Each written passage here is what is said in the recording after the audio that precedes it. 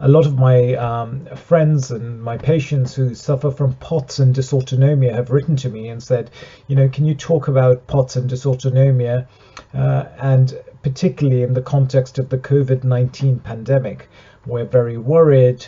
What does it mean for us? Are we more likely to get it?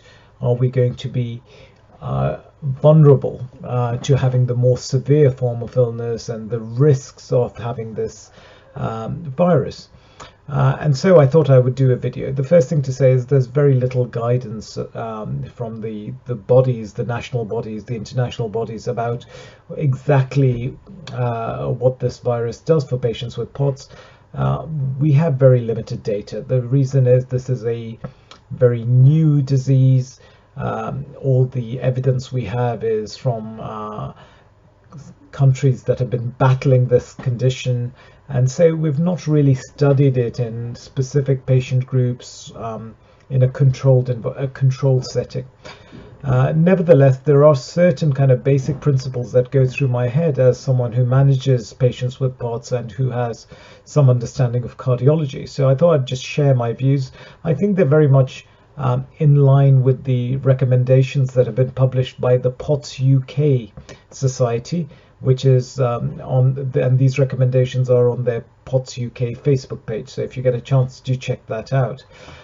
From my perspective, there are two main issues to address. Firstly, are patients with POTS and dysautonomia more likely to catch the virus? And the reason I say this is because a lot of patients I know who have POTS and dysautonomia have slightly weaker immune systems. They tend to be more susceptible to things. So therefore they said to me, well, what do you think? Do you think we are more likely to catch it? And then secondly, and perhaps more importantly, if we do catch the virus, are we vulnerable? Are we those vulnerable patients who are more likely to be endangered by the complications of this virus? And can you talk about that? So the first thing I would say is this is a new virus, and because it's a new virus, we don't really have any immunity to it as such. And therefore everyone is equally susceptible to catching the virus, as far as I understand. And therefore patients with POTS, I don't think you are more likely to catch the virus. You're equally likely as anyone else, and therefore I think it is really important that you take all the precautions that have been set out by the government and all the health bodies, trying to keep your distance, making sure you're washing hands, self-isolation, all that kind of stuff is really, really important, because the virus needs human bodies to survive. If you don't surround yourself with human bodies for a prolonged period of time, then the virus will not get to you. It's also important to note that actually, if you do get the virus, whilst the majority of patients, including patients with POTS, may develop just a very mild illness, it can make people feel pretty unwell. A minority of people, but they can be very unwell. So not getting the virus is an excellent idea, both for yourself and for those around you.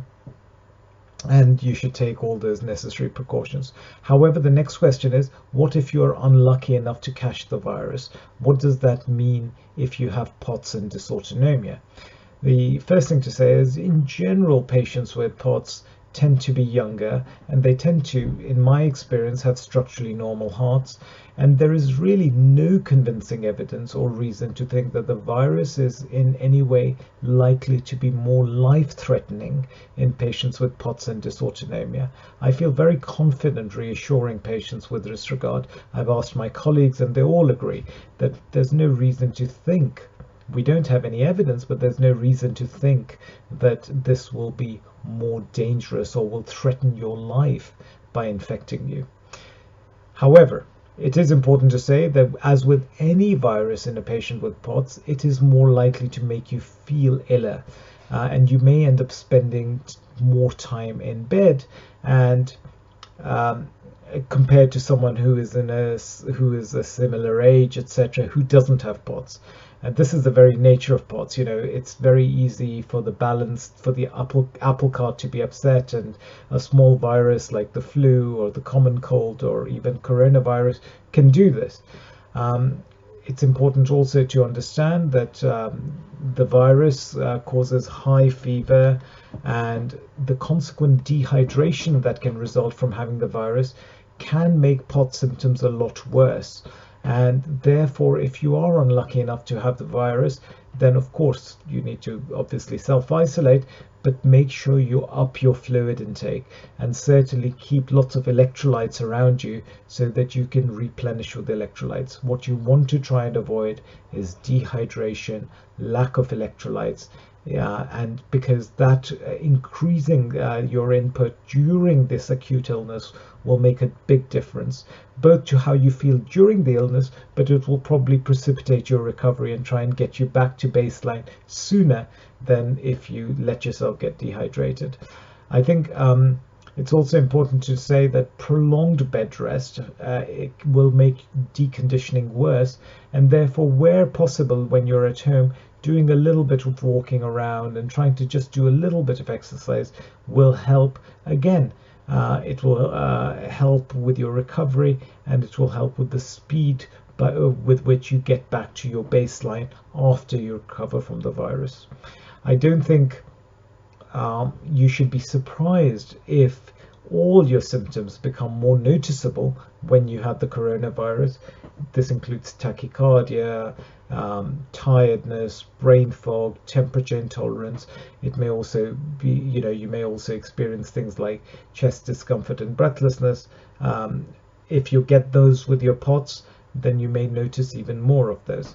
Of course, if at any point things feel like they're far, far, far worse than what you're used to, it's always good to be vigilant. It's always good to be to ask for help if that happens. But in general, if you see some fluctuations in how you feel, that can be attributed to the virus and the inflammation it's causing within the body. But as your immune system works against the virus, you should recover in due course. The next thing to say is that, yes, most POTS patients tend to be young, but there are older POTS patients, and there are patients who also have additional comorbidities, diabetes, bad lungs, etc. Diabetes, bad lungs, cardiovascular disease, etc. And if you have those, then of course you have to take really, be really aggressive about taking necessary precautions, but also being aggressive about seeking help if you find that you're beginning to decompensate, if you're beginning to get very breathless, etc. In that setting, it's important then to seek help. One other thing I would say is that if you feel really unwell, then getting some intravenous fluid can be really helpful.